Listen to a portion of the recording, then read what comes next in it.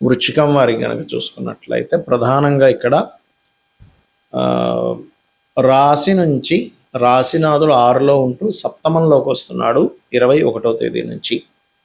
అదేవిధంగా చంద్రుడు అష్టమం నుంచి ధనస్థానం వరకు సంచారం ఉంది ఈ యొక్క పక్షంలో. చతుర్థంలో రాహు, పంచమంలో శని, 21వ తేదీ నుంచి సప్తమంలో కుజుడు వస్తున్నాడు. అష్టమంలో రవి బుధులు ఉంటూ ఆ యొక్క బుధుడు 23వ తేదీ నుంచి గురు శుక్రుల్ని కలుస్తారు. దశమంలో కేతు ఉన్నాడు.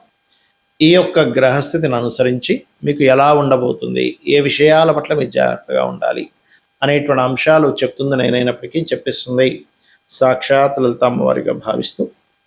కాస్త మొండితనం అనుకోండి, కొంచెం అనవసరమైన శత్రుత్వాలు పెరగడం అనుకోండి, కాంపిటీషన్ రంగాల్లో కలిసి రావడము, మరియు అదేవిధంగా ఏదైతే ఈ స్పోర్ట్స్ రంగాలు ఉంటాయి అటువంటి విషయాల్లో 21వ తేదీ వరకు చాలా అనుకూలంగా ఉంది చెప్పాలంటే. కాకపోతే అనవసరమైన చిన్న చిన్న ఘర్షణలు కూడా ఏర్పడుతుంటాయి, వాదనలు పెరుగుతూ ఉంటాయి. అలాగే గురువు ఎప్పుడైతే ధనాధిపతి సప్తమాధిపతితో కలిసి భాగ్యస్థానంలో ఉన్నాడో ఇది కొంచెం జీవిత భాగస్వామికి ఫైనాన్షియల్గా అనుకూలత, మరియు మీకు కూడా కొంతవరకు ధనపరంగా అనుకూలతనిస్తుంది. కాకపోతే ఏదైనా మీడియేటింగ్ చేయడం ద్వారా లేదా విదేశాలకు వెళ్ళడం ద్వారా, ఉన్న ప్రదేశంలోనే ఉండడం కాకుండా ఇతర ప్రదేశాలకు వెళ్ళడం ద్వారా కూడా ఈ యొక్క అనుకూలత అనేటువంటిది లభిస్తుంది. అలాగే కాస్త కొన్ని నిర్ణయాలు తీసుకునేటప్పుడు గతంలో తీసుకునేటువంటి కొన్ని అంటే తొందరపడి తీసుకున్న నిర్ణయాలు ఏవైతే ఉంటాయో ఇప్పుడు గురుదృష్టి పంచమం మీద పడుతుంది కాబట్టి అటువంటి విషయాల్లో కొంత మీకు రియలైజేషన్ రావడము, అరే నేను అనవసరంగా అప్పుడు ఆ నిర్ణయం తీసుకున్నాను అనేటువంటి ఇవి ఇక్కడ కనిపిస్తాయి. విదేశాలకు వెళ్ళి చదువుకుందాం అనుకునేటువంటి వారికి ఆ యొక్క కోరిక నెరవేరుతుంది. మరియు విదేశాల్లో పిఆర్, విదేశాల్లో గ్రీన్ కార్డు హోల్డర్ అవ్వాలనుకునేటువంటి వారు కూడా ఇప్పుడు ఉండేటువంటి గ్రహస్థితి చాలా అనుకూలంగా ఉంది చెప్పాలంటే. ఇక మీరు గమనించుకున్నట్లయితే శుక్రుడు గురు మరియు బుధ గ్రహాలతో కలిసి ఉన్నాడు కాబట్టి ఇక్కడ రెండో వివాహం కోసం కొంతమంది చూడండి, మొదటి వివాహం ఏదైనా కొన్ని దురదృష్టవశాత్తు డివోర్స్ అవ్వడము, చనిపోవడం ఏదో జరుగుతూ ఉంటుంది. అటువంటి వారికి సెకండ్ మ్యారేజ్ కోసం చేసే ప్రయత్నం ఏదైతే ఉందో ఖచ్చితంగా అది మీకు ఫలిస్తుంది. ఇక మీరు నిత్యము కాలభైరవుడి యొక్క అష్టకం చదువుకోండి, వీరేది గోవు కాస్త బెల్లం తినిపించండి, అన్ని విధాలా మీకు బాగుంటుంది. గోచార ఫలితాలు ఒక ఎత్తైతే మీకు ఎప్పుడైనా గుర్తుపెట్టుకోండి, మీ జన్మజాతకంలో అసలు ఏ కాంబినేషన్స్ ఉన్నాయని చూసుకోవాలి. అంటే ఎంతసేపు మనం జనాలకి బేసిక్కే అలవాటు అయిపోవడం వల్ల ఏలినాటి శని ఉందా లేదా ఇదే బేసిక్గా చూసుకుంటుంటారు. ఏలినాటి శని ఉందా, అర్ధాష్టమ శని ఉందా, అష్టమ శని ఉందా. రెండవది ఏమిటి అంటే వీటితో పాటు కాలసర్పయోగం ఏమైనా ఉందా, సర్పదోషాలు ఏమైనా ఉన్నాయా, మాతృదోషాలు ఉన్నాయా, పితృదోషాలు, ఇవి చూసుకుంటారు. ఇవి నేను తప్పు అనట్లేదు, కానీ ఏలినాటి శని అనేటువంటిది ఏంటంటే మనకి ఇప్పుడు ఏ రాశుల వారికి నడుస్తుంది చూసుకుంటే కుంభము, మీనము, మేషం వారికి ఏలినాటి శని, సింహం వారికి అష్టమ శని, ధనస్సు వారికి అర్ధాష్టమ శని. శని ఎప్పుడు కూడా ఏం చేస్తాడు అంటే మీకు ఒకటే గుర్తుపెట్టుకోండి, మీకు శని అనేటువంటిది కొంత ఆలస్యం అవుతున్న కొత్త విషయాలు నేర్పిస్తాడు, ఒక శ్రమనిస్తాడు. ఇప్పుడు ఎలా అయితే ఒక రాజు తను రాజ్యాన్ని వెళ్ళాలంటే ముందు యుద్ధం చేయాలి, యుద్ధం చేస్తేనే రాజ్యం వస్తుంది. అలాగే ఒక మనిషికి కొన్ని విషయాలు ఒక స్టేజ్కి వెళ్ళాలంటే కొన్ని విషయాలు అనుభవంలోకి రావాలి, అనుభవాలను ఇస్తాడు. అంతేగాని ఇంకా ఏమీ అన్నీ పోతాయి, అన్నీ చాలా విభత్సం అయిపోద్దని అనుకోకండి దయచేసి. అనుభవాన్ని ఇస్తాడు, దాని మీద యాక్సెప్ట్ చేయగలగాలి. అదేవిధంగా కాలసర్ప దోషం అనేటువంటి జన్మజాతకానికి అప్లై చేయకూడదని శాస్త్రంలో ఉంది, కాలానికి సంబంధించిన విషయంలో. ఎందుకంటే నేను గతంలో చాలాసార్లు చెప్పాను, 170-180 మంది ప్రెసిడెంట్లకు ఉంది కాలసర్ప దోషం, మెగాస్టార్ చిరంజీవికి ఉంది, చాలామందికి ఉందని చెప్పాను, పెద్ద పెద్ద వాళ్ళకి, మల్టీమిలియనర్కి. మరి వాళ్ళందరూ ఎలా అయ్యారు, మరి కాలసర్ప దోషం ఉంటే ఎందుకు పనికి రాకుండా పోవాలి కదా అనే విషయాన్ని గుర్తుపెట్టుకోండి. ఇక జనరల్ సర్పదోషాలు మీరు కాళహస్తికి వెళ్ళడము లేకపోతే రావి చెట్టు ప్రదక్షిణం చేసుకోవడం వల్ల పోతుంది. అదేవిధంగా మాతృదోషం, పితృదోషం, పూర్వజన్మల్లో మనం చేసినటువంటి కొన్ని దోషాలు ఉంటాయి. అంటే తల్లిని సరిగ్గా చూసుకోకపోవడం వల్ల మాతృదోషము, పితృదోషం అనేటువంటిది పితృదేవతలు సరిగ్గా చేయకపోవడం వల్ల, సంతానాన్ని సరిగ్గా చూసుకోకపోవడం వల్ల, తండ్రికి ఇవ్వాల్సిన గౌరవం ఇవ్వకపోవడం వల్ల, ఇట్లాంటి వాటి వల్ల జరుగుతుంది. ఇలా చాలా ఉన్నాయి. స్త్రీ దోషం ఉంటుంది శుక్రుడు పాడైతే. అయితే ఇక్కడ ఏంటంటే ఏ గ్రహం పాడవడం వల్ల ఏ కాంబినేషన్ వల్ల వచ్చిందంటే శుక్రుడు పాడయ్యాడు, స్త్రీ దోషం.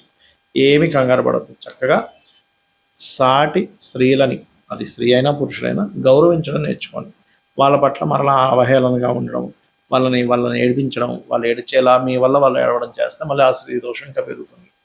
మాతృదోషం ఉంది, ఇంకా మీ తల్లిగారు ఇంకా ఎక్కువ బాధపడుతున్నారు మీ వల్ల ఈ జన్మలో కూడా, అది ఇంకా ఇంకా కొన్ని వందల జన్మలకి కంటిన్యూ అవుతుంది. పితృదోషం కూడా అంతే. పితృదేవతలకి గతంలో తెలియక చేయలేదు, అది పితృదోషంగా వచ్చింది. అప్పుడు ఆ పితృదోష సంబంధించినటువంటి స్వయం పాకం ఇవ్వడము, లేకపోతే ఏదైనా గయా లాంటి ప్రదేశాలు అక్కడ పితృతర్పణాలు చేయడం, లేకపోతే నిత్య పితృతర్పణాలు చేయడం, లేదా అమావాస్య నాడు పితృదేవతల కోసం వదలడం చేయాలి. ఇంతేగాని ఏదో అయిపోతుందని కాదు. ఇక్కడ ఏంటంటే మీకు లగ్నం నుంచి 12 భావాలు అనేటువంటివి ఉంటాయి. లగ్నం ఏమిటి, లగ్నం యొక్క స్థితి ఏమిటి, మీ యొక్క ఎదుగుదల, మీ లైఫ్లో ఎందుకు ఎప్పుడు అప్ అండ్ డౌన్స్ వస్తాయని చెప్తుంది. ధనాధిపతి చూడాలంటే సెకండ్ హౌస్, అంటే మీకు ధనము ఏ రూపంలో, ఏ మార్గంలో ఎప్పుడు ఎక్కువగా వస్తుంది, ఏ మార్గంలో ఎప్పుడు పోయే ఛాన్సెస్ ఉన్నాయి, ఎప్పుడు జాగ్రత్తగా ఉండాలి ధనం విషయంలో అనేటువంటి చూపిస్తుంది. అదేవిధంగా 3వ భావంలోకి వెళ్తే సిబ్లింగ్స్, మీ యొక్క ప్రయత్నాలు ఇవన్నీ ఉంటాయి. అంటే సిబ్లింగ్స్తో మీకు ఉండే రిలేషన్ ఏంటి. కొంతమంది బాధపడుతుంటారు, ఏమిటంటే మా సొంత అన్నయ్య ఇలా చేశాడు, మా తమ్ముడు ఇలా చేశాడు, మా అక్క ఇలా చేసింది, మా చెల్లి ఇలా చేసింది అంటారు. అది పూర్వజన్మల్లో ఉన్నటువంటి కొన్ని కర్మలు వెంటాడుతూ ఉంటాయి ఆ రూపంలో వచ్చి. మన కర్మలన్నీ కూడా మన తల్లిదండ్రులు, పిల్లలు, అన్నదమ్ములు, అక్క చెల్లెళ్ళు, స్నేహితులు, దాయాదులు వీళ్ళ రూపంలోనే వస్తారు, గుర్తుపెట్టుకోండి. ఇవి ఎక్కడి నుంచి తప్పించుకోలేరు. ఇంకా తప్పించుకుందామని ప్రయత్నం చేసినప్పుడు రోగ రూపంలో వస్తుంది కర్మ. కాబట్టి మీ విద్యా విషయం, ప్రాపర్టీ విషయం 4వ భావంలోని, సంతాన అభివృద్ధి, సంతానం గురించి విషయాలని 5వ భావంలోని, రుణ రోగ శత్రు భావాలని 6వ భావంలోని, జీవిత భాగస్వామి ఎప్పుడు వస్తుంది, అసలు ఎప్పుడు వివాహం చేసుకోవాలి, ఎలాంటి ప్రయత్నం చేస్తే మీకు అవుతుంది, అసలు ఎందుకు ఇంత లేట్ అవడానికి కారణాలు ఏంటి అనేటువంటివి, ఏం చేస్తే మీకు వివాహం అవుతుంది 7వ భావంలోని, ఆకస్మిక సంఘటనలు, ఆయుష్ అంతా 8వ భావంలోని, తండ్రి, గురువులు, దేవతా క్షేత్రాలని భాగ్యభావంలోని, మీరు చేసే ఉద్యోగాలు దశమంలోని, మీరు చేసేటువంటి వ్యాపారాల లాభస్థానంలో, మీరు ఎప్పుడు ఇన్వెస్ట్మెంట్ చేయాలి, ఎప్పుడు పెట్టకూడదు, అసలు మీ పేరు మీద ఇన్వెస్ట్మెంట్ చేయొచ్చా చేయకూడదు అనేటువంటిది 12వ భావంలో ఉంటుంది. ఇలా 12 హౌజెస్ ఉంటాయి ఆస్ట్రాలజీలో.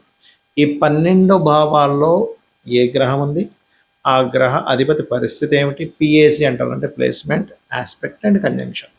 అంటే ఏ గ్రహం ఎక్కడుంది, ఏ గ్రహంతో చూడబడుతుంది, ఏ గ్రహంతో కలిసి ఉంది, దాని వలన ఆ యొక్క గ్రహం యొక్క బలాబలాల్లో మార్పులు వస్తాయి. అంటే చిన్న ఎగ్జాంపుల్ చెప్తా చూడండి. ఇప్పుడు ఒక మనిషి ఉన్నాడు, అతను చిన్నప్పటి నుంచి అతని ఫ్రెండ్ సర్కిల్ కానీ అతనికి చెప్పే వాళ్ళు ఎవరూ సరిగ్గా లేక చదువుకోలేదు అనుకున్నాం, కాసేపు సరిగ్గా చదవలేదు. చదవకపోవడమే కాకుండా అతను తెలివితేటలు కూడా బిల్డప్ చేసుకోలేకపోయాడు. అంటే కొంతమంది ఎవరితో అయితే కలవకూడదు వాళ్ళతో వెళ్ళి ఫ్రెండ్షిప్ చేశాడు, దాని తర్వాత అనవసరమైన వ్యసనాలకు గురయ్యాడు, దాని తర్వాత అనారోగ్యంతో ఇబ్బంది పడ్డాడు, ఎక్కువ వ్యసనాల వల్ల. రైట్.